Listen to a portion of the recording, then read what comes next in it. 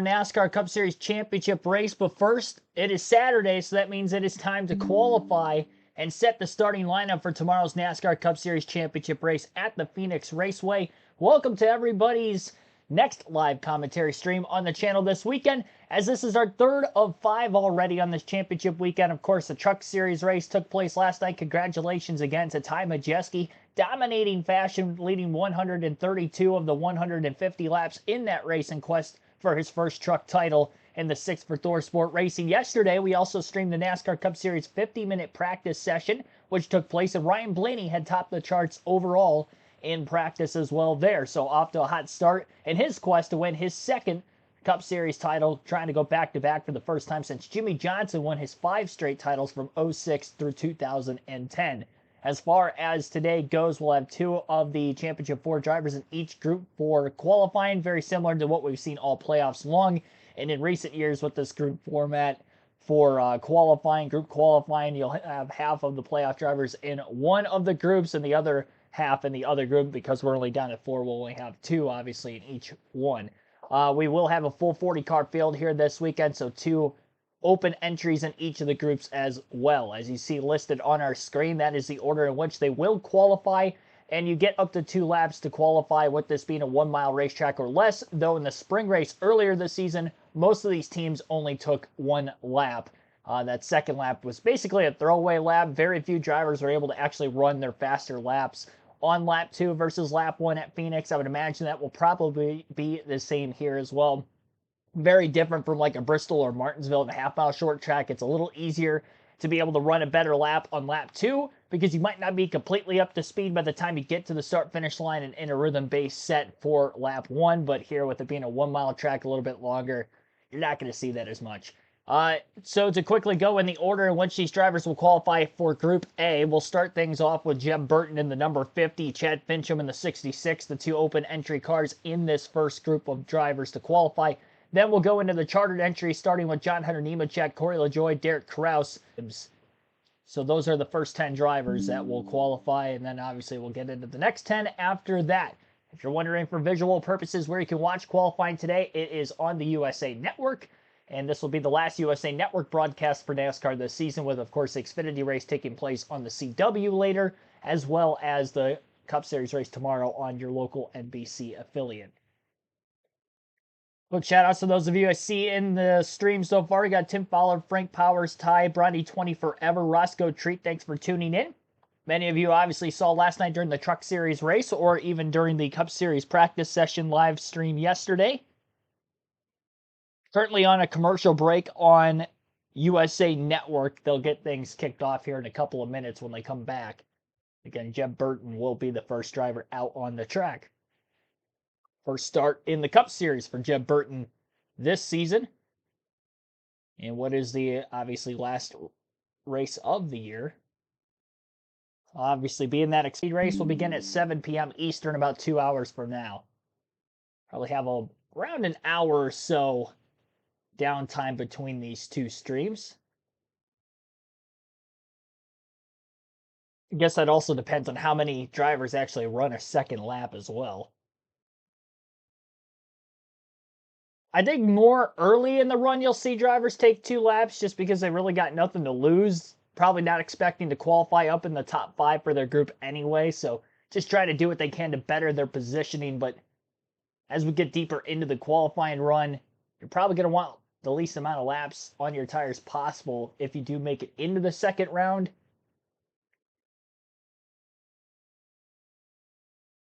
I think a lot of these Championship 4 drivers could be very good for qualifying this weekend. Honestly, of all 4 of them, they've been great at qualifying throughout the year. Byron's always qualified well through his Cup Series career. Blaney with the next gen, I've noticed, seems to get more poles.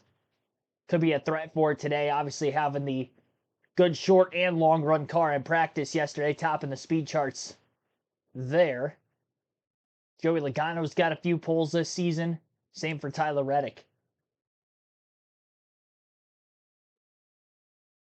All the teams are ready for the final qualifying session of the year. But as we come here to Phoenix, we can't help but look in the rearview mirror as to the late laps at Martinsville last weekend. when William Byron was trying to hang on, Christopher Bell went for it, saw a gap, got into the wall, got into the throttle, drove his way. There was tense moments afterwards. Is it going to be Byron in or out? Is it going to be Bell in or out? And then finally, race control said, you can't do what you did to Christopher Bell. And what was happening in the background was an amazing win by Ryan Blaney. So what happened was NASCAR said they did not like the fact that two teams and two drivers from Chevrolet and then a third team, but different manufacturer in Toyota, were doing what they were doing in terms of Bubba Wallace maybe aiding this man here, Christopher Bell, fellow Toyota driver, didn't like what the Chevrolet guys were doing. So three teams, Richard Childress Racing, Trackhouse, and 2311, were fined $100,000 per driver. The drivers were fined that, plus a loss of 50 points. The team was fined $100,000 and a loss of 50 points, and three personnel per team were suspended for this weekend. And Christopher Bell had some very strong words earlier today. Have a listen to this. I feel cheated. I feel cheated out of a chance to compete for a championship. It all 15, 20 to go, whenever the race got fixed and manipulated by Chevrolet. That forced our hands to do what we did, and ultimately it forced me into a mistake on the last lap to get into the wall. And I feel like I should never have been in that position. Had the race been ran fairly, the 24 car would have lost enough spots to get me into the final race.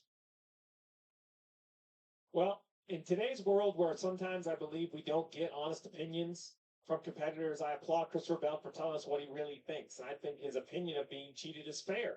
Everything was on the line. I believe NASCAR got the call right for him against the wall. I know he doesn't agree with that. He felt like it was no advantage. So Christopher and I are on differing sides of that opinion. NASCAR then penalized, as you pointed out, Dip, all of those cars, and I believe that was required.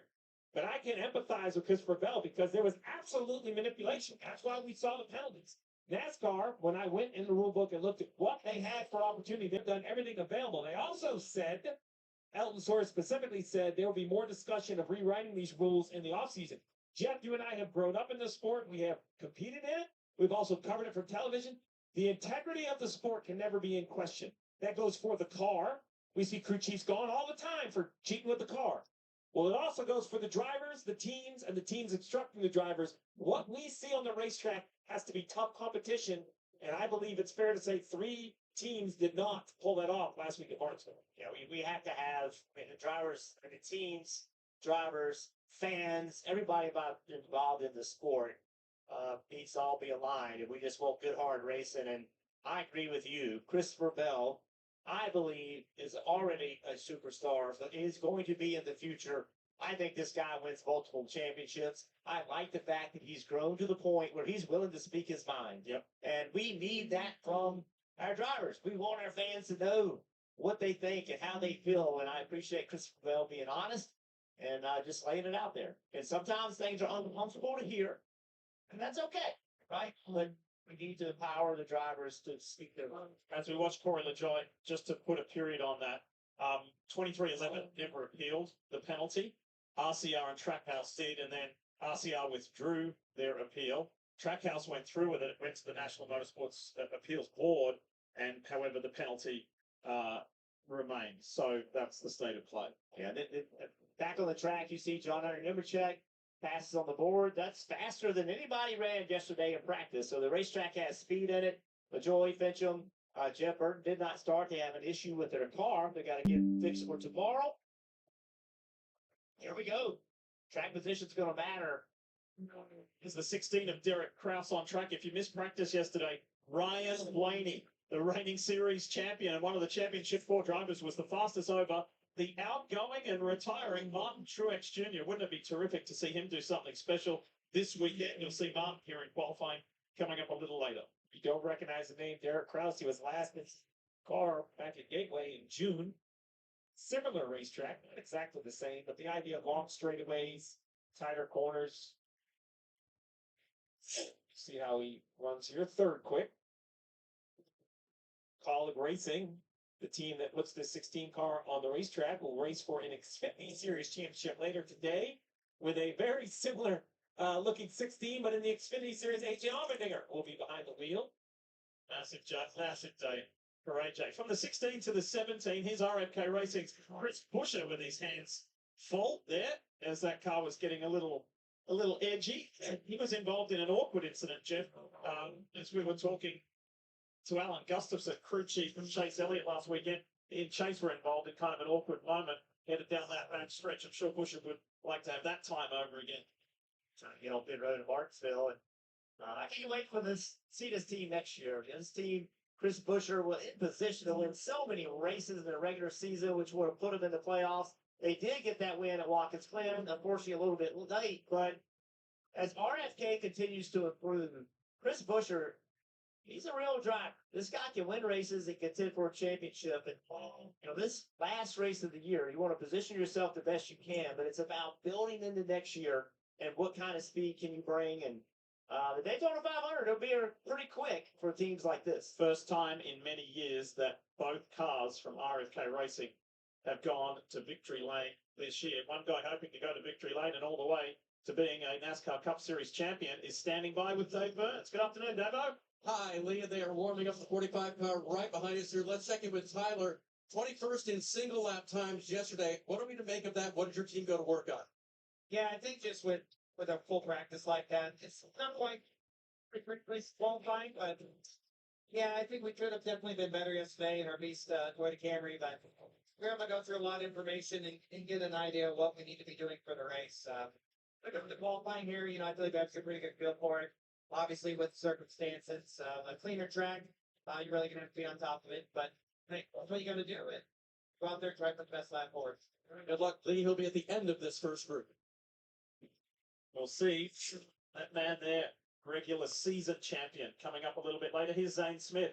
Still to be determined on what's happening in 2025 for this guy. I think he's had an overall, I think Stevie, when he steps back from this year, I think there's many moments that he can be pleased about. I agree. I think, if anything, the critique would be that it was too heavily weighted in the second half of the year. I think if there would have been more performance early, maybe things would be clear heading into next year, right? I think his name was in some conversations, and then it was removed from conversations, and it's unfortunate, but I do agree the second half has been something to hang his hat on, an impressive run.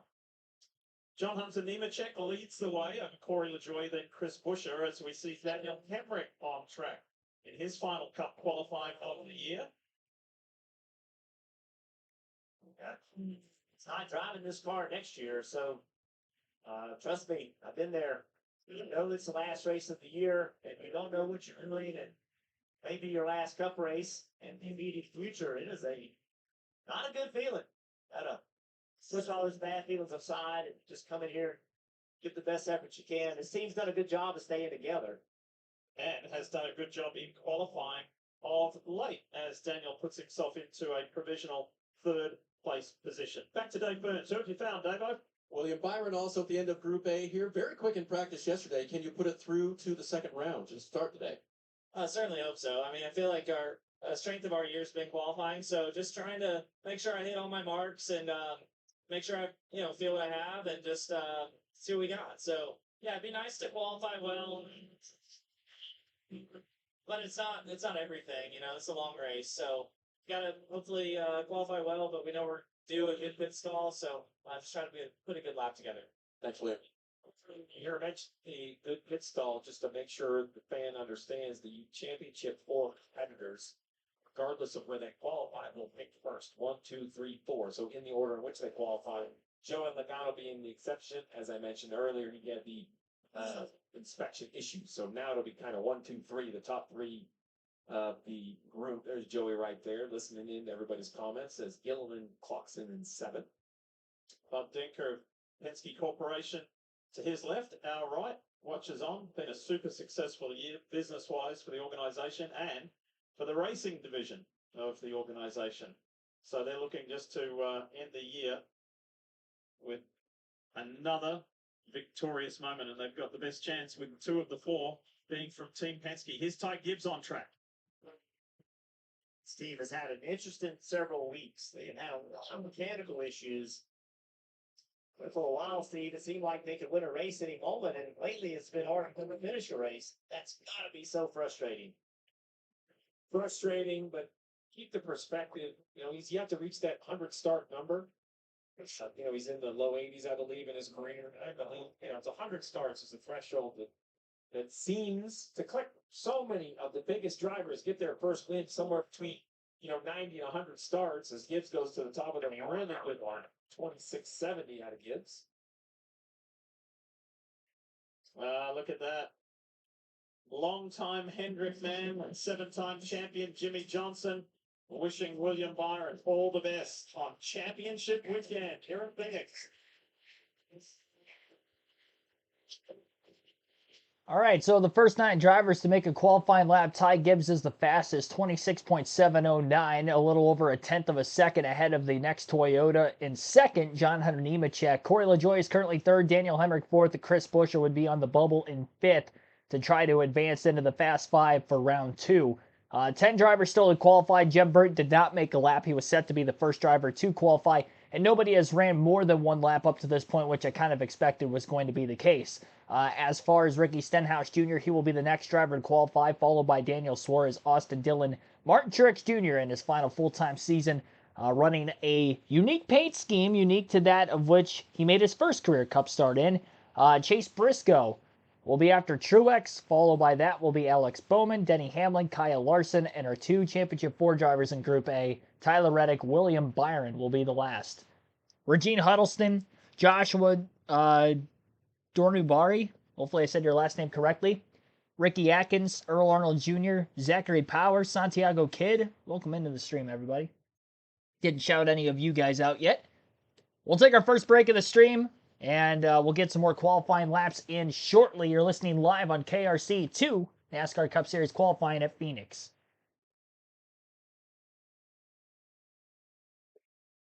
Our goal is just to get to 50 likes for today's qualifying stream.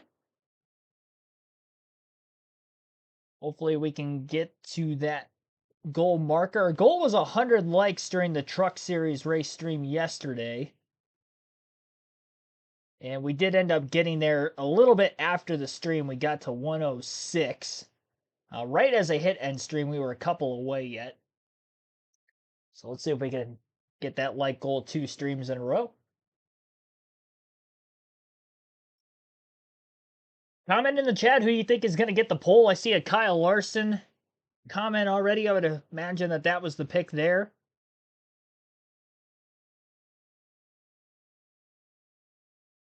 I'm sure the 48's still going to be quick this weekend. Although he hasn't been as great at Phoenix, definitely not one of his better tracks since going to Hendrick Motorsports full-time at 2018, but whenever you're in a Hendrick car, you expect that he will have at least a decent amount of speed more often than not. I will also say, though, that the flatter tracks have not gone well for Hendrick Motorsports, especially this kind of flatter track, the longer flatter track of Phoenix, New Hampshire, Gateway. Next Gen Aero has not been great for that. Byron's had some decent runs here. He did win 1 race at Phoenix, spring of last season, with the Next Gen. Kyle Larson has had some good runs as well. Ricky Stenhouse Jr. is currently on track. Checking in the green through turns 1 and 2 on entry. Lost at exit. He's going to be well behind. It looked like his car was a bit loose second half of the corner.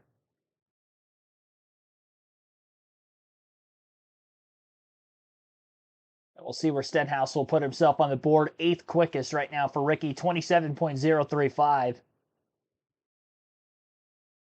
And he will shut it down. And up next is Daniel Suarez. It's what we were talking about earlier in that real nail-biter. Fighting Brad Keselowski, super close finish. Talking thousandths of a second. Incredible. Look at that. With William Byron going on his outside to the line, and it just adds, Steve, to yet another layer of the extraordinary finishes that we have witnessed and enjoyed and lived through this year. I've been asked, you know, all week by the senior outlets, what do we expect this weekend? That's been my answer. This has been the year of finishes. There's another car. You mentioned that very straight entry. They win at 10th and a half in the green, but then all the way up, he's going to give it all back and more for Daniel Suarez. But I said, Dick, this is the year of crazy finishes, of just unbelievable nail-biting finishes. So why not this race as well? Exactly. Exactly. I have yet to see a car get in one that looks comfortable. I mean, everybody, their car looks completely out of control over there. So we've heard from Tyler Reddick. We've heard from William Byron. Let's keep going through the championship four. Dave Burns, who's up next? That would be Ryan Blaney Lee. And I would say the message they sent yesterday was pretty clear. With the pace of our car, I feel like I held on fairly decent too. So really proud of that effort. That practice last night is kind of tricky. The track's pretty cool, and things will change through the weekend. So just got to be on top of that. But yeah, pretty fast.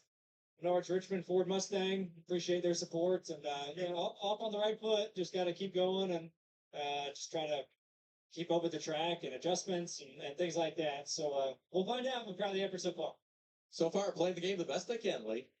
And he feels good. I mean, the speed always helps you, it makes you feel better, but he's been feeling good ever since last weekend. And it's just been the perfect lead in. And Jeff, your turn one, Jeff and Steve, turn one is still proving problematic. Austin Dillon also just really loose as soon as he got to the yellow line. It's out of control.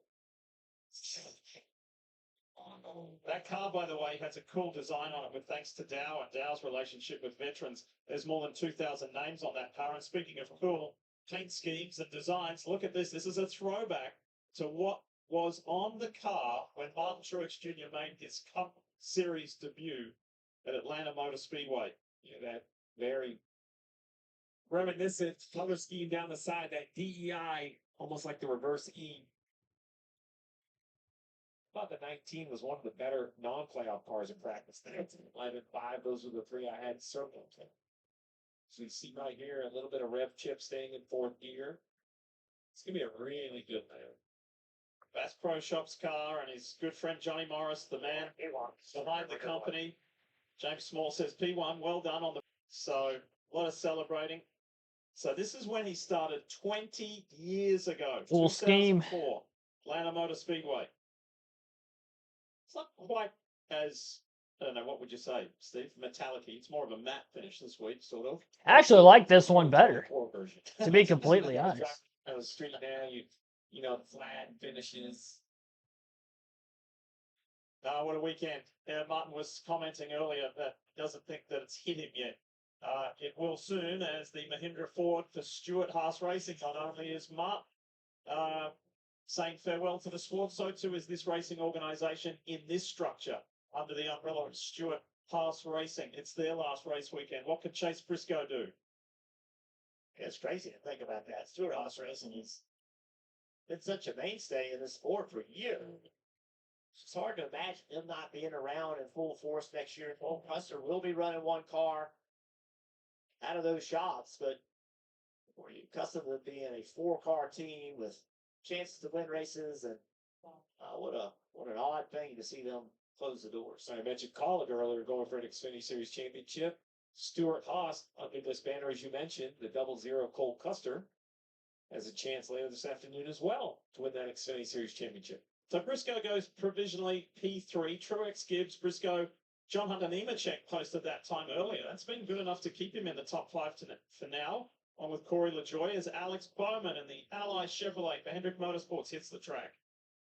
A bit of a love-hate relationship over here at Phoenix. Took over for Dale Jr. early in the career. There was out with injury. The 48 had a great run. His numbers have cooled off a little bit recently. And he's just another crazy storyline of these playoffs. Remember, the 48 had advanced even the Roval. Car found to be too light post-race. They moved him to the back of that field, and that eliminated him from the playoffs. So these 10 races have been absolutely full of storylines. There's got to be a piece of him thinking as he goes P4. There's got to be a bit of him, Jeff, thinking, it could have been me. Should have been me. Something to build on, though. I think that's how this team has to look at it is, look at the consistency that they had. The playoffs started and they had to deliver. They found a way to deliver. And I think there's a lot they can build on. So from Alex Bowman to the FedEx Toyota Camry of Denny Hamlin. no longer a playoff driver, but he does have an involvement as a co-team owner of 2311. So while he's racing tomorrow, he's going to be keeping an eye and maybe asking on the radio, where's Reddick? Oh, another big wiggle down in the turn one.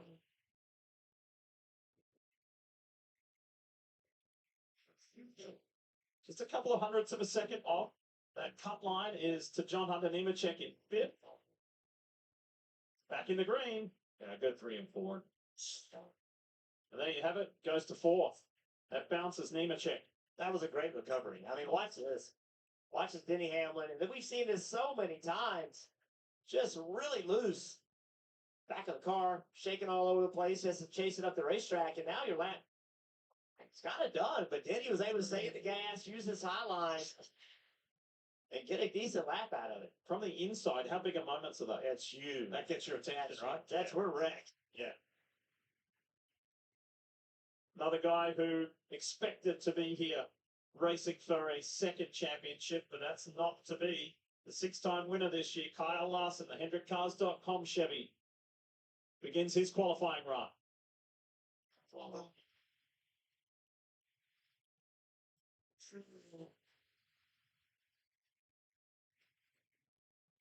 He's ahead by a few hundredths of a second.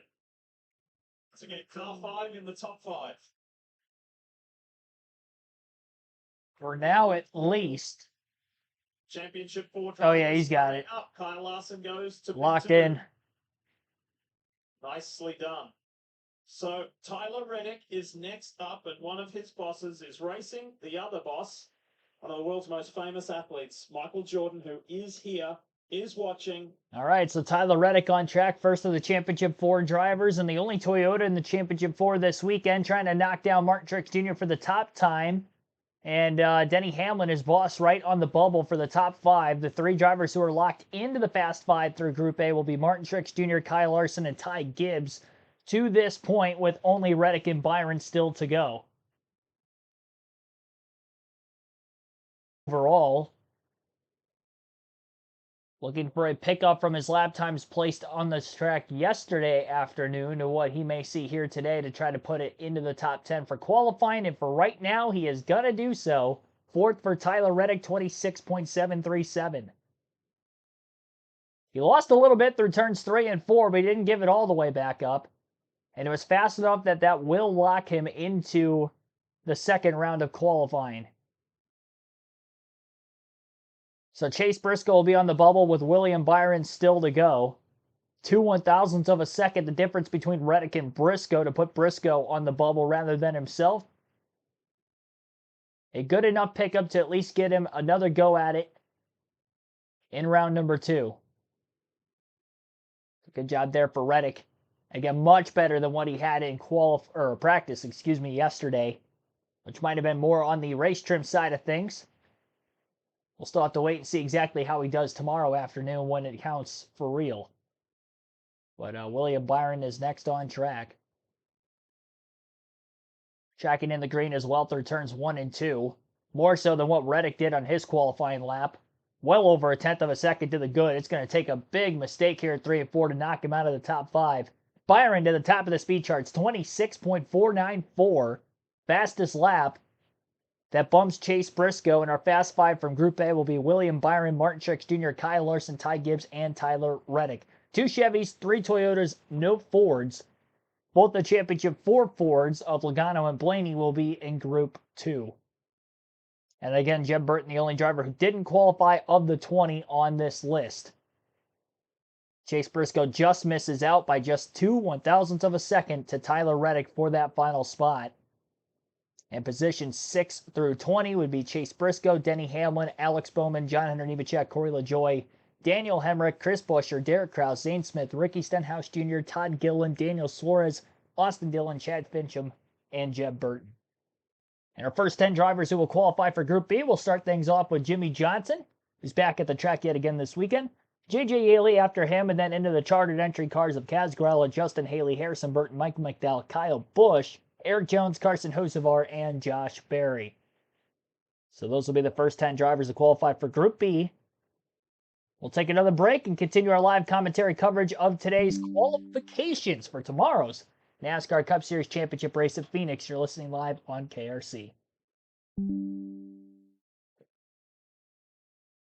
Rag Zero, thanks for tuning in. Nope, not bad at all for Reddick. Good enough to make it into the top 10. It's a good start. Robert Coleman, thanks for tuning in. 21 car to victory lane tonight, so he's taking Austin Hill for the Xfinity Series Championship. Surprisingly, though, he does have the most wins this season. Can he turn 4 into 5? Although he doesn't have to win the race, but we'll see. I will say, benefit for him that both Justin Allgaier and Eric Almirola had issues. Almirola, of course, fighting for the Owners' Championship this weekend. It's in replacement of Cole Custer, if I'm not mistaken. I think the 00 team missed the Owners' title, but they'll be in the Drivers' Championship side of things. I'm taking Cole Custer for the championship in the Xfinity Series race tonight. I was leaning towards Justin Allgaier coming into the weekend, and from what I saw yesterday in practice, wasn't as quick with the backup car as what he was with the primary car. Obviously, they'll be able to go to work overnight into today prior to the start of the race and try to get the setup as close as possible to that of the primary, but starting at the back of the field, obviously, with that as well. I'm going to take Cole Custer for the championship later tonight. My cup pick all week has been Ryan Blaney and him topping the speed charts in practice, yesterday afternoon. I think only further solidifies that I'm still taking Blaney. Even if he doesn't particularly qualify well, I was actually just looking at this earlier during the stream. He qualified in 15th place last season, despite still winning the championship. So, again, better suited for the long runs. Although I do think he will qualify well today, regardless of that being the case last season. Mainly due to he was fastest in practice overall yesterday. Obviously, that being a short run, I would imagine that will lead to some sort of success here. Now, in 2022, he actually ended up qualifying on the pole in the spring race and then second for the November race, and obviously finished second to that of Logano, who won the title in 2022 in that one. So it could go maybe that way as well. So Jimmy Johnson is on track, wrapping up his lap, 26.960 for him.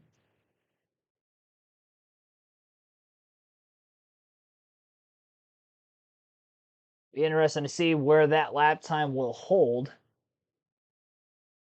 Slower than the legacy car of John Hunter Nemechek by about 1/10 of a second, who qualified in Group A. Eric Jones obviously will still yet to qualify here in Group B. And here's Joey Logano with an interview. 2 failures in tech today. Is that distracting to you? You've lost your car, Chief? I mean, it's not ideal by no means, but nothing we can't overcome. I feel like we'll be okay. There's a lot of depth here at Team Penske, and the practice and all that's kind of already done. So a lot of that work is completed. The car's impounded after qualifying here, so not much to worry about there. We'll just keep our eyes forward, stay at the windshield with the Show Penzo Mustang, and think we're a pretty solid race car, something that can definitely compete up towards the front. So feel good about that. We'll qualify and see what pit stall we get assigned and win it from there. All right, Lee, good luck. He mentioned getting assigned to pit stall. That's one of the good things, even if he gets pulled, that he can't have choice of. He just gets assigned by NASCAR, as Steve explained earlier. Well, that's interesting. All right, so 27.772 for J.J. Haley as he wraps his qualifying lap up, obviously behind Logano, who had the interview. Wanted you guys to be able to listen to that. So we've had an interview now with all 4 of the Championship 4 competitors, 2 of which have already made their qualifying laps. Both Byron and Reddick will be in round 2 of qualifying. Byron was fastest overall in Group A. Reddick was 5th. So Reddick will actually be the very first driver to qualify entirely when we get into round number 2. On track is Kaz Gralla in the 15 this weekend for Rick Ware Racing. Been doing some part-time driving efforts in that 15 car throughout the course of the season. Seen several drivers in that car through the year.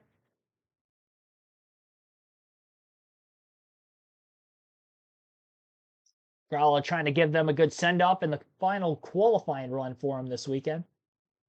Patrick Shadley, thanks for tuning in. Team Blaney this weekend. Let's go. How many more Team Blaney's do we see in the chat here? I'm pumped for this. It's so weird this year versus last year. It's like going into the championship race based off of, what we already saw last year and on the flatter ovals and stuff. Like last season, I thought he could have won it, but he wasn't my personal favorite going in just because he hadn't been in this situation before. And I didn't know how that was going to maybe affect him or hurt him. And, well, he still pulled through and won.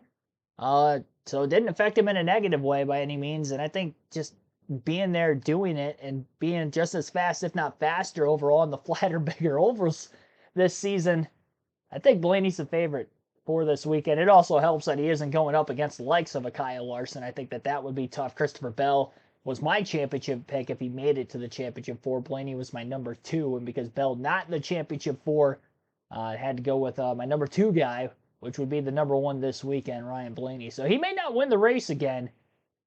I still think Bell could be a strong candidate for the race win, but taking Blaney for the championship.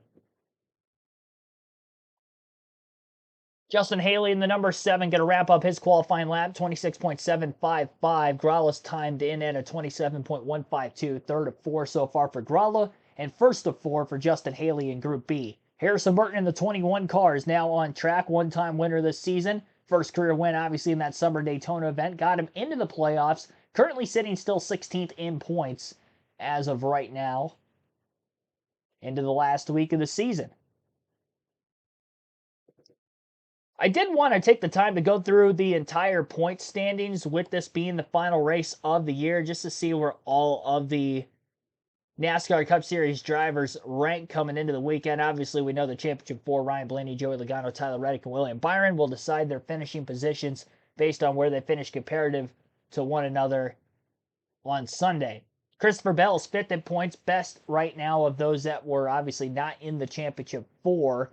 And he's got about a 24-point cushion over Kyle Larson for that spot. Larson 6th in points, Chase Elliott 7th, Alex Bowman 8th, Denny Hamlin 9th, and Martin Truex Jr. in his final season trying to get a top 10 points finish. He is currently 10th, only 4 points, though, ahead of Austin Cindric. Cindric was top 5 in practice yesterday.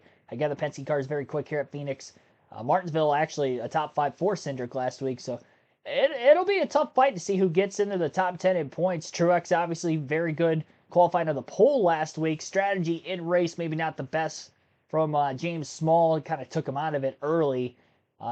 If they stay right on track, he's got another good qualifying effort. He was 2nd in round 1 Group A. Daniel Suarez is behind those guys, 12th in points. Brad Keselowski 13th, Chase Briscoe 14th, Ty Gibbs 15th, and I mentioned already Harrison Burton is 16th. Chris Buescher is the highest in the point standings of the non-playoff drivers entirely. 17th for him. Luckily got that one win later in the season. Bubba Wallace would be 18th in points. Ross Chastain 19th. Kyle Busch in 20th. Carson Hocevar is already locked in for the Rookie of the Year honors. He will be 21st in points entering the race Sunday. And actually, he can't finish any higher than that. He's too many points behind Busch. You have to be within 60 to be able to catch Busch. He's more than that back. So looking to hang on for a 21st place finish, and he's looks like 49 points ahead of Michael McDowell, so very likely that will be the case. McDowell in 22nd, as mentioned, his teammate Ty Gilliam behind him in 23rd. Noah Gragson 24th, Ricky Stenhouse Jr. 25th. Lowest in the points of those with the win is actually Austin Dillon further back, but good for Stenhouse to still get that win at Talladega a few weeks ago. Ryan Preece is 26th, Josh Berry 27th in his rookie season, Zane Smith 28th, Eric Jones 29th, and Daniel Hemrick in 30th. Justin Haley, who qualified moments ago, 31st. Obviously started the season with the 51 team, moved to the 7, and the driver in the 51 now, Corey LaJoie, who drove the 7 for most of the season, is 32nd in points. Austin Dillon is 33rd. Obviously had the points penalty from this last week. He was 28th. And then following the race manipulation penalties that were handed to him on Tuesday, they have lost actually 5 spots in the standings. 34th in points behind him is John Hunter Nemechek, and that would be the last of the full-time competitors this season, all 34 of which. So just wanted to highlight that, with this being the final race of the year. We'll go back through that again during the race tomorrow as well. So Harrison Burton is now the top of the speed charts. He was just starting his qualifying lap as I was starting to read through that. 26.737 for him. Kyle Busch just wrapped up his lap moments ago. A 26.968. 4th for Kyle Busch. Michael McDowell also had a qualifying lap in that stretch, 27.255 for him, 6th for McDowell out of 7 so far in qualifying. Eric Jones is now on track in the 43 car for Legacy Motor Club. Jimmy Johnson still holding on in the top 5 for now, currently 3rd. Oh, big moment for Jones entering turn 1. My goodness. I'll tell you what, I don't know if he's just trying to get way too much out of the car at qualifying. I feel like he has had a ton of major moments in qualifying this season. Like, a ton. Or mechanical issues in qualifying. Like, he has just probably had the worst luck of any driver in qualifying this year. And still, despite having the big moment in turns 1 and 2, he was still faster than Jimmy Johnson. 26.899 for Eric Jones. How did he not lose more time there? Denny Hamlin had a similar hiccup, but I would say the one from Eric Jones right there looked even worse than Hamlin's wiggle back in his qualifying lap in Group A. And just like Denny Hamlin, he actually was able to get up into the top 5 at that time. He ended up eventually getting booted, which I would imagine would be the same for Jones. Doubt that 26.899 second lap time will hold. Carson Hocevar in the 77, tracking in the green to get into the top 5 on corner entry through turn 1. Lost quite a bit in the second half of the corner. Now only about 100th of a second to the good in 3 and 4. It's going to be tight to the line. Backed up the corner. Got it on corner exit. Great corner exit for Carson Hocevar. I mean, he gained well over a 1/10 of a second in that corner alone. Puts him to 3rd just behind his teammate Haley. 26.788 for Carson. Fellow rookie driver Josh Berry now on track. Obviously, final race for Stewart-Haas Racing this weekend. So looking to go out strong for the 4-team. Texas A&M paint scheme as well for the 4 this weekend. Johnny Manziel. No, that's the first person I think of when I think of Texas A&M. I think that's probably the case for a lot of people. Grew up in the Johnny football era. Oh, and Barry slides in 1 and 2. He's going to crash. Not violently. He did tap the outside wall through 1 and 2, old 3 and 4. Just snagged it with the right rear corner panel. Surprised that he didn't back it in harder than he did. Great driving to at least keep the damage minimal for the 4. Wild slide by Barry. Corner entry into 1. We saw it out of Denny Hamlin, Eric Jones, though Barry not able to catch it. Just slightly clipped the wall. That right rear didn't really even crunch much. It was more of just a scuff. Shouldn't have to worry about a backup car by any means there. Be able to buff that out overnight. But obviously we'll be starting at the back of the pack. Probably last, actually, for tomorrow. He didn't complete his qualifying lap. Second to last, because Group B lines up on the inside row. Jeb Burton didn't make a qualifying lap at Group A. He will be starting in 40th of the 40 cars tomorrow. Wild ride, wild slide for Josh Berry. And this caution going to pause our qualifying efforts. Full screen commercial break on USA Network. Next 10 drivers in this order to qualify will be Noah Gragson, Ryan Preece, Bubba Wallace, Ross Chastain, Christopher Bell, then Brad Keselowski, Austin Cindric, Chase Elliott, Joey Logano, and Ryan Blaney. So that will be the 4.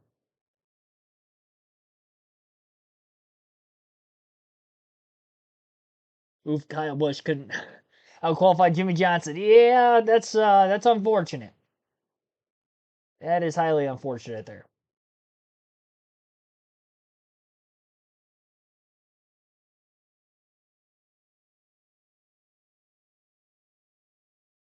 Daniel Ricciardo to NASCAR in 2025. Maybe at COTA. Maybe he does a one-off at COTA or something.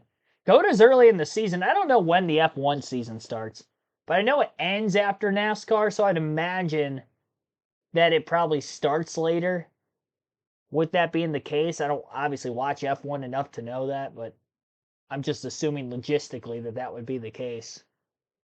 COTA being the 3rd race of the year next year. What would that be, the first weekend of March? I don't know if F1 starts at that point or not. Maybe. That'd be the only logical one I could think of. We'll take our second to last break of the stream and get the final half of Group B qualifying in here shortly. Again, you're listening live on KRC.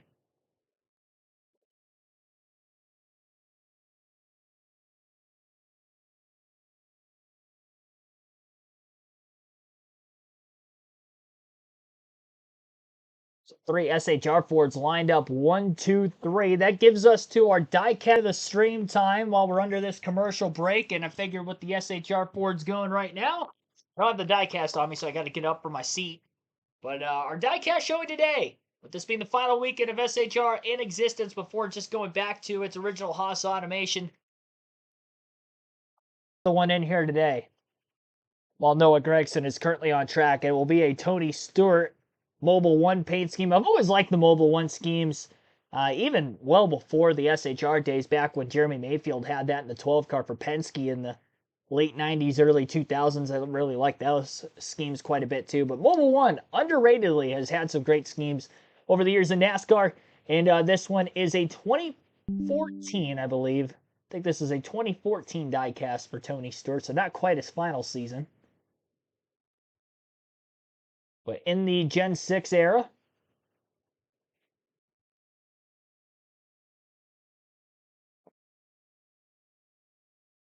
clean car.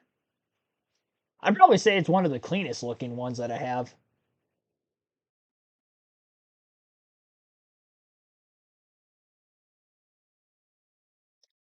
So this is our diecast showing for the stream. Yeah, the Sam Hornish cars too. Yeah, those ones were always pretty good. Good mention there in the chat. Chris Holston, smooth buddy, thanks for tuning in. Streaming tonight's race and tomorrow. Yes, I am. Every weekend we've got NASCAR live commentary coverage, truck, Xfinity, Cup races, as well as Cup practice and qualifying. Obviously, with practice and qualifying kind of getting split up for Cup this weekend, with it being championship weekend, we had an extra stream in here, but we cover it all, and we'll do that all season next year as well. All for races I don't go to in person, essentially, is what that boils down to. And usually when I go to races, most of the time it's only for the Cup Series, so I'd still be doing commentary for like Truck Xfinity those weekends like I did with Michigan this year. All right, so the two SHR Fords that I mentioned while I was showing an SHR, well, not Ford at the time, I guess it would have been Chevy, of the one that I just showed you guys. From 2014, let's see here, Ryan Preece, 9th, 27.164, just qualified. Before that, Noah Gregson put his car to 5th, 26.928. No Fords broke into the top 5 in Group A. I think really the only ones that are going to have a clear shot in Group B are going to be the 3 Penske cars of Cindric, Logano, and Blaney. Wall's looking a little loose down on the yellow line as he makes his lap through 1 and 2. Definitely seems to be the loose end of the racetrack. Got the Gravedigger. I need to get the Gravedigger diecast. I don't know how I haven't gotten that one yet. I honestly completely forgot about it until you just mentioned it. I have a lot of Harvick diecasts though, and it's like, man, I don't want to just keep stacking up Harvick. Like I literally have more Harvick diecasts than any other driver. I don't know. I mean, he's got a lot of cool schemes over the year. I think honestly that Subway car is the only SHR one I have, but I have a lot of his RCR cars. I've got his 2001 scheme. I've got his Reese's scheme from 2004 specifically, from the Busch series. I have a Shell scheme from 2007. He won the Daytona 500 that year.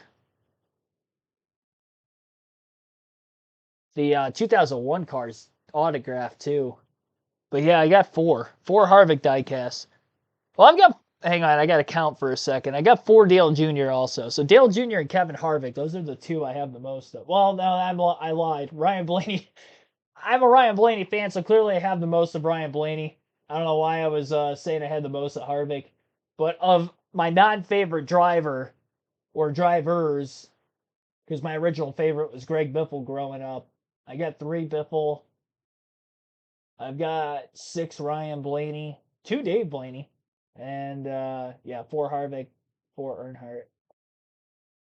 2 Elliott Sadlers. That's a weird one. You got 3 Jeff Burton diecasts. That's also a weird one. It's a weird driver, I guess, to have like 3 diecasts of, but yeah, I got 3 of those. 2 Edwards.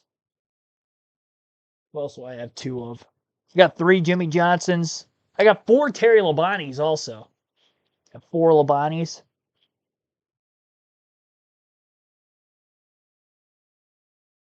Pretty much one of everybody else that I have 1 of.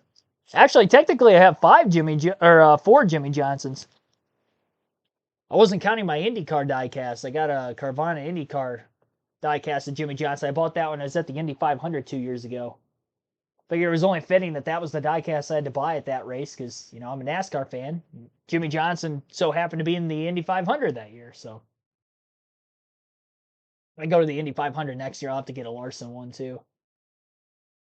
All right, Ross Chastain, meanwhile, top of the speed charts. Christopher Bell second, 26.729 for Bell, only 9 1,000ths of a second off of Chastain's 26.720.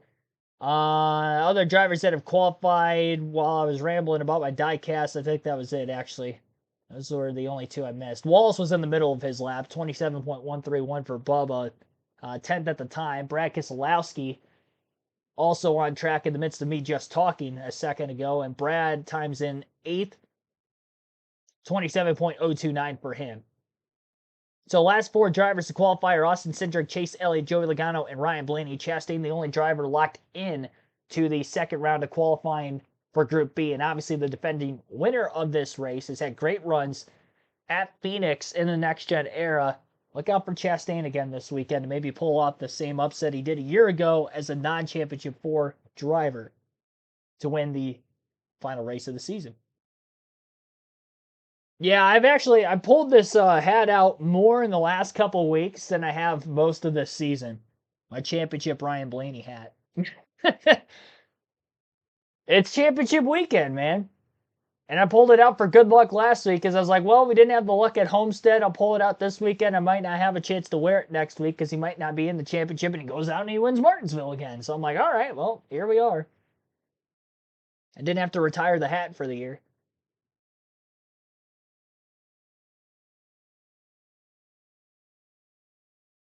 I had my Good Luck Blaney shirt on last week, too. The same shirt I wore when I got to see him win the one race in person I got him to see win, which was 2021 Michigan. It's like the pit crew looking shirts for Advance Auto Parts was the one that I had. All right, Austin Cindric trying to get into the top 5. He's pacing well. Should be able to get there over Carson Hocevar. Not as big of a pickup in 3 and 4 as he probably would have liked, but he does jump up into the top 5. 4th for Cindric, 26.748, and it's actually behind Harrison Burton. Burton actually qualified top 10 at Martinsville last week, so this could be 2 weeks in a row Harrison Burton might qualify up in the top 10. He is not locked in yet, but he would have to get beat by Elliott, Logano, and Blaney to get bumped. Christopher Bell's now locked into the Fast 5. Not a surprise there. Again, he's still probably one of my favorites for the win.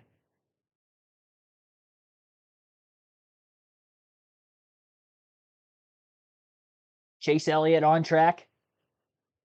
Also something that hasn't really been talked about anywhere that I could find on the NASCAR side of things, social media, at track, over the broadcast, whatever. If Ryan Blaney wins the championship again this season, at what point do you think it's potentially possible that Blaney becomes the most popular driver in the Cup Series over Chase Elliott? Like, is that possible? Because I feel like every year I've been going to races anywhere, Blaney just slowly gets more and more cheers from one year to the next, and especially this year after winning the championship last season. If he does it back to back, I mean, I'm just saying. Are we going to have a... And then the Netflix deal that's coming out, Chase Elliott's not even in that for next year. But so if we're not looking at this season, I'm looking at next season potentially Ryan Blaney taking over the most popular driver of the year award, assuming he wins the title this weekend. That's my bold prediction for 2025. You heard it right here in 2024. 2025. Not this year. Next year, most popular driver award. It's going to be my dude, Ryan Blaney. Megadeth, thanks for tuning into the stream. I've seen you in concert before. Hamlin did qualify. He was outside the top 5 in Group A.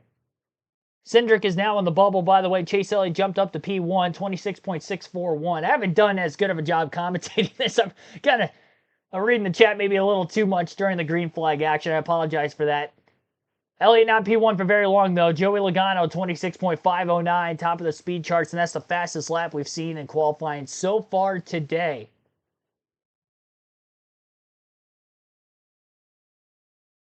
Failed pre-qualifying inspection multiple times earlier. Car chief ejected for the weekend for the 22 team, but top of the speed charts in qualifying with only his teammate Ryan Blaney still to go. Blaney on his lap right now. Can he break up into the Fast Five? I'd imagine he'll probably be able to do so, considering his teammates up there. Harrison Burton is now on the bubble. Blaney fastest in practice yesterday. Still has not won at Phoenix in his Cup career. 8 top 5s in the last 11 races here, though. Including 6 straight top 5 finishes for himself as well, all in the next gen era. And the final race as well with the Gen 6 car at this track. Had a big hiccup in turns 3 and 4, and he misses. 9th for Ryan Blaney, 26.813. That will start him in 17th for tomorrow's race. He was loose in 1 and 2, and then he got loose again in 3 and 4. We've seen drivers recover in qualifying today when they get loose in 1 and 2, but he was loose on both ends of the track.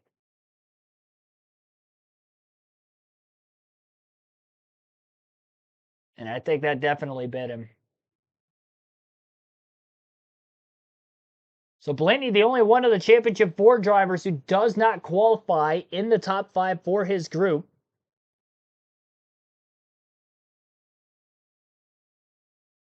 And he will be starting 17th, but as I mentioned at the start of the stream, not to fear, Blaney fans. He had qualified 15th in last year's race and still had the fastest car of the Championship 4 drivers. Chastain had the fastest car overall. He won the race, but had the fastest of the Championship 4 drivers. So I'm not fearing. I think what we saw in practice during race trim yesterday is big.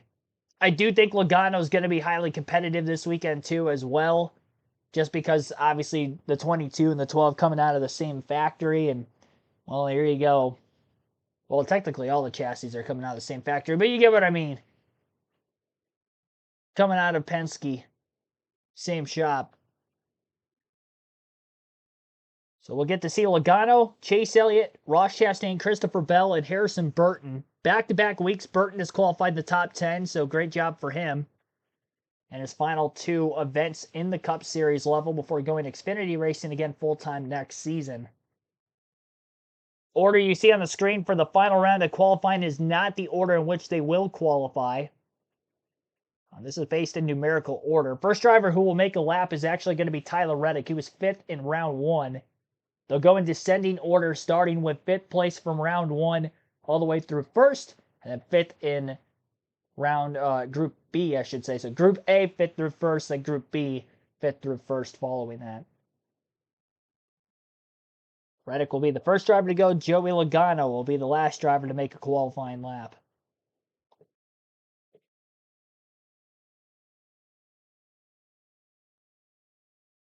I like to think the speed was probably still there for qualifying for Ryan Blaney, just didn't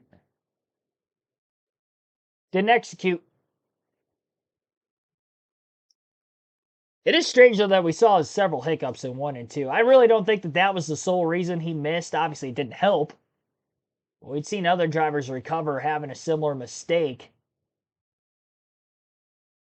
But he also bobbled a bit in 3 and 4. Maybe get away with it once, not going to get away with it twice. Josh Berry qualifying tonight. Unfortunately, he spun and backed it into the wall in turns 1 and 2, so not great for Berry. Sunday in France. Well, I guess the race will be ending on Monday then for you. I don't know if it's going to start on Monday. I'm not sure exactly the time difference there, but greatly appreciate you tuning in, though, all the way from over in Europe. Ran VDE, thanks for tuning in. I like how the first comment he mentioned was something about Blaney messing up. Find it hilarious. Wade, thanks for tuning in also. 5 wins for Blaney 2025. You know, I heard earlier in the week, and I didn't really think about it, how close Ryan Blaney was to 6 wins this season. He got passed on the last lap 3 times this year. Homestead ran out of gas at Gateway in Atlanta earlier in the season, got split 3 wide off turn 4. I'm like, oh man, he was that close to 6 wins. That would have been the same as Larson if he could have pulled through on it.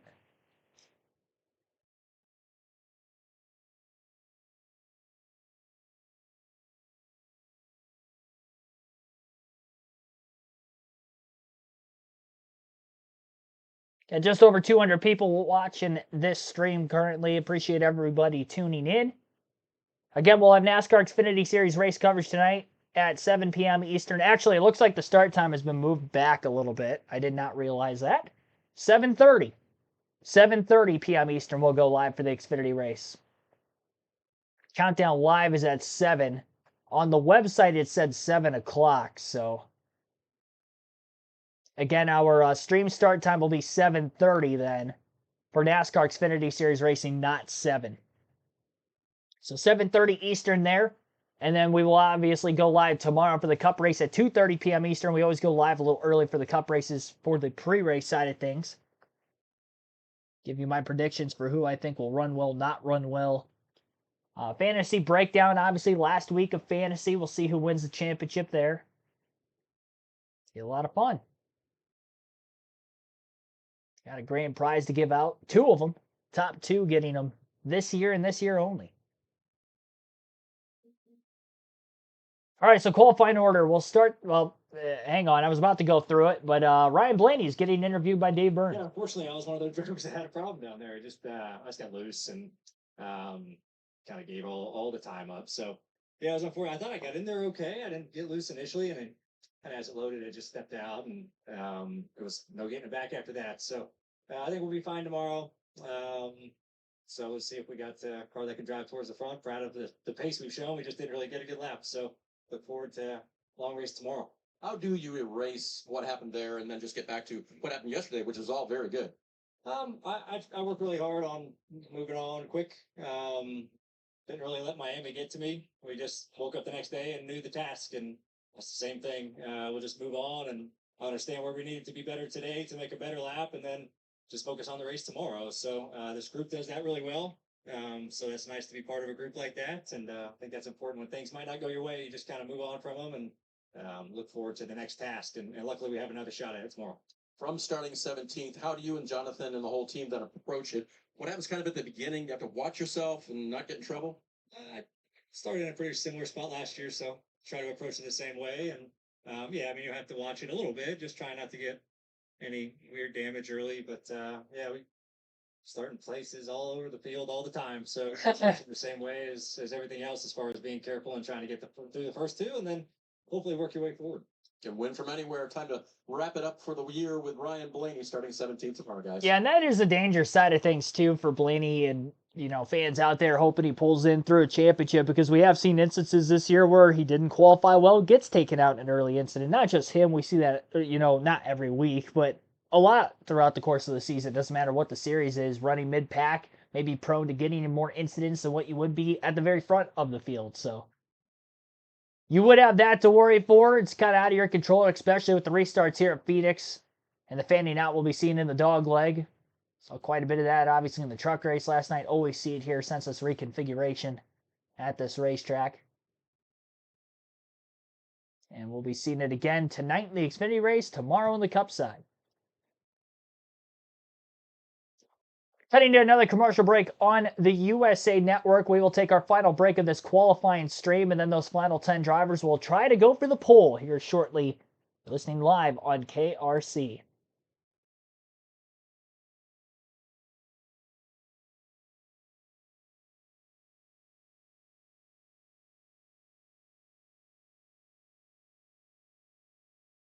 I'm interested to see if Martin Truex Jr. can have a bit of a pickup from round 1 to round 2. he can go for the pole 2 weeks in a row in his final full-time season in the Cup Series to round things out, that'd be pretty cool. It was honestly awesome to get that standing ovation for him last week and seeing that unfold live in person, that he at least got something of a moment on his way out of the Cup Series this season and towards the end of the year, even if it wasn't a win. Qualifying on the pole, huge for Truex last weekend. And although the race didn't go his way, hopefully they can have better execution for this weekend's race at Phoenix, track that he has done well at. And Toyota in the spring had a pretty good go at it as a whole as a manufacturer. They got Joey Logano in a hair plug commercial right now. I don't know if anybody else is getting this ad. I've never seen this ad before. I don't know. I mean, I don't know why I find it funny, but yeah, hairclub.com. Maybe that's where Joey got it then. Or he's just being endorsed by him, one or the other. But yeah, 2-time Cup Series champion. They're like, hey, he's going for his 3rd championship. Now is the time to air that ad.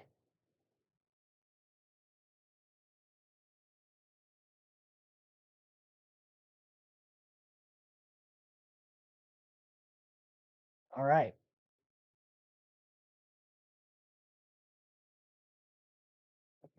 Still don't have the exact qualifying order on screen. I don't think it's going to be updated at any point. Sometimes they automatically have the order updated for us for the final round on the raw feed, and sometimes they don't. It's just a numerical order like it is here. It's very 50-50 with it. Again, we'll start things off with Group A's drivers first, 5th through 1st, descending order of how they finished in Group A, and then Group B will do the same, 5th through 1st. And starting things off with 1 Championship 4 driver Tyler Reddick, going to finish things off with Joey Logano. Byron and Logano top the speed charts in each of their groups.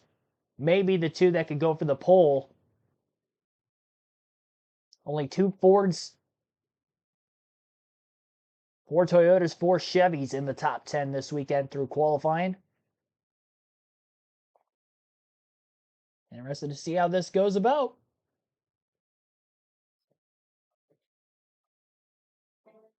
The feeling here in Phoenix is just fantastic because it is all on the line. Who is going to deliver the goods tomorrow? Deliver the Ryan goods. Blaney is going to start mid-pack. But Joey Logano, William Byron, Tyler Reddick, they're about to duke it out here in the 2nd round of qualifying. 2 guys who know that championship feeling at the Cup level, and the 2 on the right do not. Fascinating stories. They've all got their tale of the season over 35 points paying races. Well, now we get to the 36th and final, where it's all to play for. I still cannot get past, guys, the sequence of weeks of what this guy had at the Roval, doing a full motocross style endo into his team owner, Denny Hamlin, and just fighting like as hard as he could just to get through that next phase. Then barrel rolling down the front stretch at Vegas, and then goes on and wins in Homestead. Just an extraordinary sequence of races to put him in this position. I had that conversation with Billy Scott. You know, it's funny how they all have different beliefs about the car. Well, that car you love so much on the endo, this is the car. This is the Roval car that they brought here to Phoenix. It's a car that they really like. I said, "It's your favorite?" He goes, "Well, no, our favorite car flipped down the front stretch of Las Vegas." So that was kind of out of sorts. What I like about Reddick is he drives so aggressively, but at the race car, he's just calm. Yeah. Everything's cool, no big deal. But when he puts that helmet on, he is a different guy. Okay, so a 26.8 is his lap that he has laid down for everybody to chase. But not as quick as he would like it to be. However, as we get deeper into the afternoon here, local time, just past 4 p.m., we'll see what everybody else can come up with as they challenge the 2311 driver. From one monster car to the next. And how is turn 1 going to treat the remaining 9 drivers? It's been problematic. No worries there for Ty Gibbs, but he's in the red at the moment. Only marginally, though. So he could easily get this time back. to leapfrog Tyler Reddick. There we go. It's gone green. Right on the line. Coming good when he needs it. Moose gets a little taily. And Tyler Reddick will, Ty Gibbs will go to the top. We can certainly get out of his race car and look at his team in the eye and say, I got all there was. Yeah. Because, the exit of 4, he was in the gas early and used every bit of racetrack. Watch this. Was wide open in the gas, trying to use all of the real estate. There wasn't much left.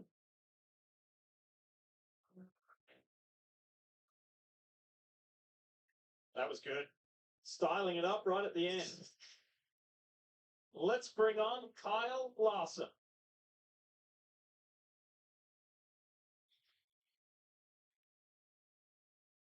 Green really well.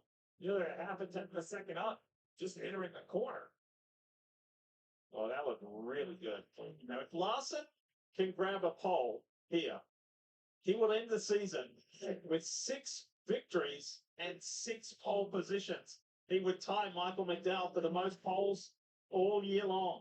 Wouldn't that be something to round out? So the second, Larson on top. Very interesting lap. I'm not sure if that showed a lot. He lost a lot of ground in 3 and 4. Second half of the lap, but Yeah. Larson had a big advantage at about the middle of 1 and 2. Gave all of it back except for just a little bit. So I think there's room out there. That to me is Phoenix kind of in a nutshell, right? Turns 1 and 2 and 3 and 4 are completely different from each other. And you can go fast by being better in one corner than the other. It's hard to be perfect in both of them. Here's Martin Truex Jr.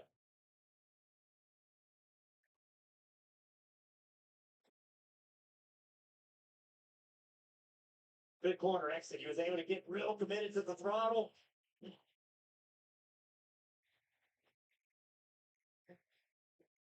And the downshifts are early. Can he do it 2 weeks in a row? He grabbed the pole last week at Martinsville, and he's on the provisional pole right now. Still committed to going fast, even though this is last full-time race. And it shows in qualifying. Willing to just throw it out there. James Smiles on camera. James was at Furniture Row Racing with Martin, made that transition to Joe Gibbs Racing. And this is the end of the road tomorrow for that duo as driver and crew chief. James stays on with Joe Gibbs Racing to partner the incoming Chase Briscoe. Here is William Byron.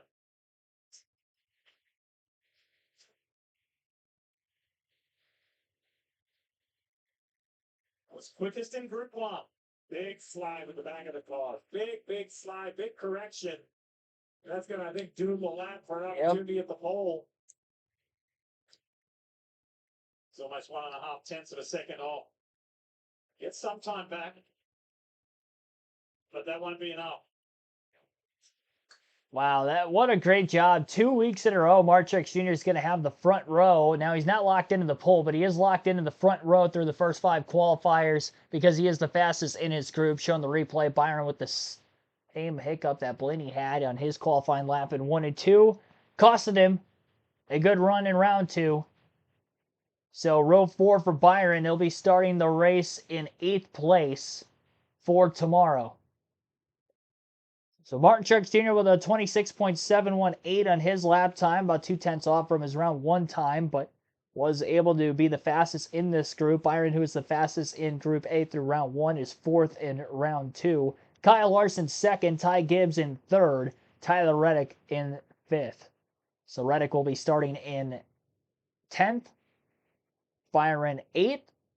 So Joey Logano's got a good opportunity for qualifying sake to be the highest starting Championship 4 driver for the race tomorrow.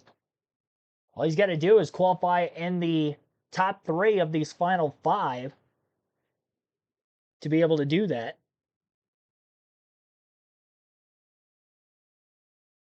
Jay Flynn, thanks for tuning in. Blaney was 9th in Group A. Group B, excuse me, round 1. So he'll be starting the race tomorrow in 17th. We'll have the full field starting lineup for you, obviously, when qualifying wraps up. But 17th for Blaney. Only Championship 4 driver not to make it to the final round. Be sure to hit the like button if you haven't done so yet. We did get to our goal of 50 likes for the stream. We're currently at 69 right now, but we have well more than that many people watching. Live commentary every NASCAR race weekend for Truck Xfinity Cup races, as well as Cup practice and qualifying streams all season long. We'll continue that, obviously, all the way through next season and beyond as well. Third year in a row on the channel we've been doing this. Second year in a row we've done all Truck Xfinity and Cup races, outside of the races I go to in person.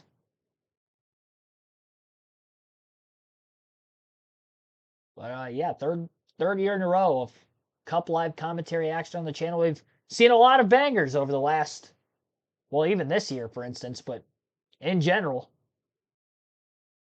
through these first 3 years of doing this.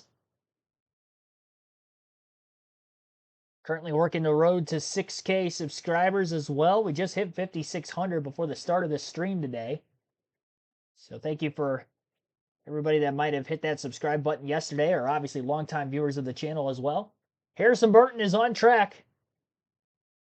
First of the Group B drivers for round number 2 to make a pole qualifying lap.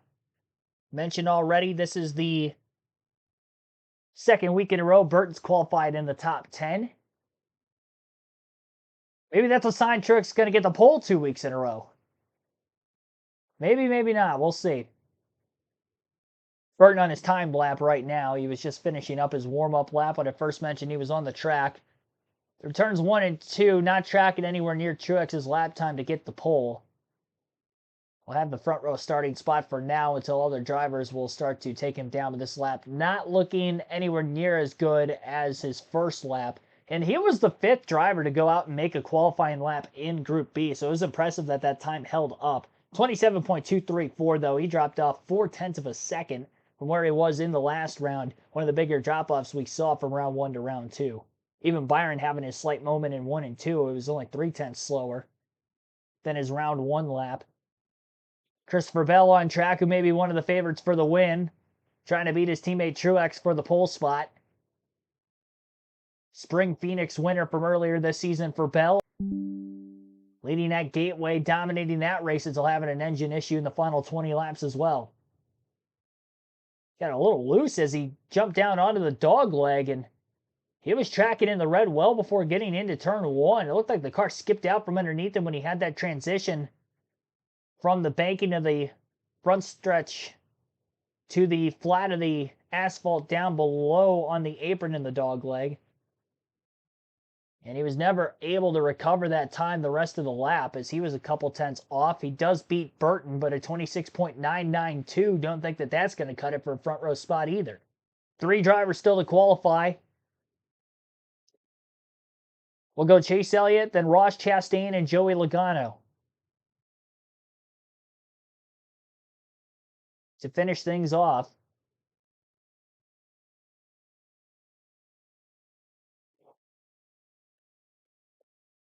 Billy's Live Reason Arts, thanks for tuning in. John Draper, thanks for tuning in. Richard Fulmer, like button engaged, appreciate that. Not Elliott. Elliott was second in the first round through Group B. Chastain was third, so we got Chastain currently on track. And in the red, off of turn 2, slightly going in the wrong direction, entering 3 and 4. Chastain will beat Bell's time to get to the front row spot, but he is not going to beat Truex. 26.812 for Ross Chastain. And in fact, the top 3 times from Group A are still the fastest 3 through the first 8 overall in this final round. But outside of the front row, the inside row will be made up of the Group B drivers, and the outside row will be Group A.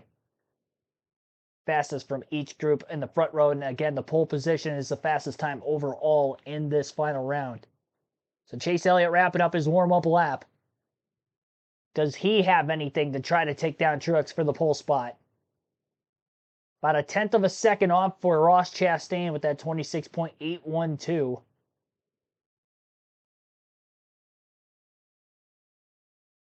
Really throw a blanket over Larson through Chastain's laps. Not great getting back to the gas off turn 2 for Chase Elliott. He's not going to get it either. 5th overall for Chase Elliott. Faster than Bell, but not as fast as Chastain. Chastain will hold on to a front row starting spot also. Truex was in the running for the win in this race a season ago for a large majority of it with Blaney and Chastain. So maybe he could have a very good send-off race from full-time Cup Series competition. He will be running the Daytona 500 next year. That is worth noting. So this isn't guaranteed to be his final Cup start. Although he could technically fail to qualify for Daytona. So I guess technically this could be his final Cup start. Hopefully that doesn't happen next year. But trying to hold on. He's got a big smile on his face. But Joey Logano's still to go. And we'll see what Logano's got for him. Needs a better than the 26.812 to get the front row. The time to beat a 26.718 on Truex. Tracking in the red on entry through 1 and 2. Picking the time back up. And it's going to be close entering turn 3. We're talking within thousandths of a second between Logano and Truex. And at the line, it's Martin Truex Jr. by 1/100th of a second. Logano at 26.728 to Truex's 26.718. 2 weeks in a row, Martin Truex Jr. has qualified on the pole to round out his full-time Cup Series competition. And we get the standing O 2 weeks in a row. Awesome. And his friend was a full-time driver. He's at the #1 spot. What a beautiful story, Doug.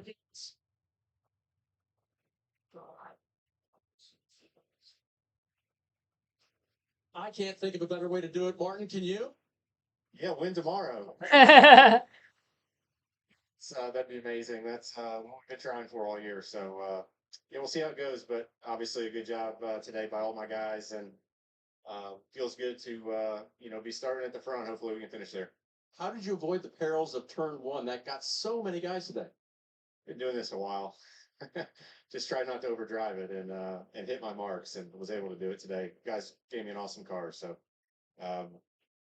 hopefully we can race better than we did at Martinsville from the pole. With all the attention being focused on you this weekend, how do you deflect, absorb, use the attention to do what you want to do tomorrow so badly? Yeah, I mean, I've been, I've been doing this long enough. Yeah, you kind of train yourself to put the blinders on in big situations. Been through championship fours and playoff runs and championship runs and all that. This is just fun, so trying to enjoy it. Have you felt the love the last couple of weeks? Yeah, it's been amazing. Everybody's been awesome. All right, Martin Truex Jr., 2 in a row lead on the pole here at Phoenix. Isn't that just a spectacular way to come to your final full-time race? He never got a win with that rookie paint scheme he's got this year for this final race, too. So maybe he can finally get a win with that original Bass Pro Shops Cup Series paint scheme. Time to go through the starting order for tomorrow's Cup Series Championship race at Phoenix. Obviously on the front row, Martin Truex Jr., Joey Logano. Logano, the top qualifying of the Championship 4 competitors, and for Truex, again, back-to-back poles to round out his full Cup Series competition in his career. Ross Chastain, Kyle Larson will make up row number 2, both former Fall Phoenix race winners under the current championship format, with Larson the 2021 winner and Chastain the defending winner of the race last season in 2023. Chase Elliott, the 2020 Fall Phoenix winner inside of row 3. Ty Gibbs to the outside, still looking for his first career win in the final race of his second season in the NASCAR Cup Series level. 2 Championship 4 drivers making up row number 4, Christopher Bell and William Byron will line up in that row. And in row number 5, it'll be Harrison Burton on the inside, Tyler Reddick on the outside. Reddick, another one of those Championship 4 drivers, of course. Austin Cindric, who was top 5 in practice yesterday, inside row 6. Chase Briscoe to the outside. I have to rewind it a little bit. Oh, no, now I started it over. Now I did it. Oh, no. Oh, we're having some technical difficulties here. I was trying to pause it, and then I was trying to rewind it, and I restarted the coverage. Whoops. That would be on yours truly.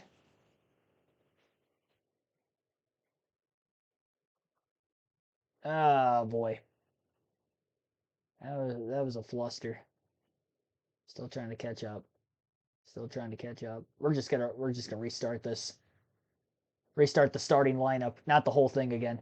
Martin Truex Jr., Joey Logano, row 1 again here. Row 2, Ross Chastain, Kyle Larson, Chase Elliott, Ty Gibbs. Row 3, row 4 is going to be Christopher Bell and William Byron. Row 5, Harrison Burton, Tyler Reddick, Austin Cindric, Chase Briscoe. Row 6, Justin Haley with a good qualifying effort. Top half of the field, row 7 for him with Denny Hamlin as well. Carson Hocevar and Alex Bowman making up row number 8. And row 9 will be the final of the Championship 4 drivers, Ryan Blaney alongside John Hunter Nemechek. And row number 10 will be Eric Jones and Corey LaJoie. Noah Gragson, Daniel Hemrick in row 11. Jimmy Johnson in row 12 on the inside of Chris Buescher. And row number 13 behind them is going to be Kyle Busch and Derek Kraus. Brad Keselowski, Zane Smith, row 14. Bubba Wallace, Ricky Stenhouse Jr., row 15. Row 16, Kaz Grala and Todd Gilliland.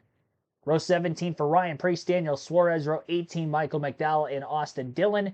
J.J. Yeley, Chad Fincham, row 19, and rounding out the field for tomorrow, row 20, Josh Berry, Jeb Burton. Burton did not make a lap of qualifying, and Berry spun on his qualifying lap.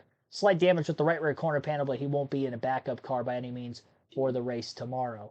So that is going to wrap up our live commentary coverage of NASCAR Cup Series qualifying here at Phoenix for the finale, our last qualifying stream of the season. We'll have our last Xfinity Series stream this season coming up later on tonight, about 1 hour from now, 7:30 p.m. Eastern. We'll go live for that, and we'll go live, obviously, for tomorrow's NASCAR Cup Series race at 2:30 p.m. Eastern on the channel. Sorry for the slight mistake there going through the final results of qualifying.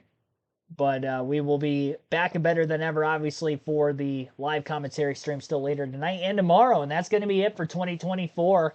We'll still have daily content on the channel, but that's going to be it for the live commentary streams until the Busch Pole.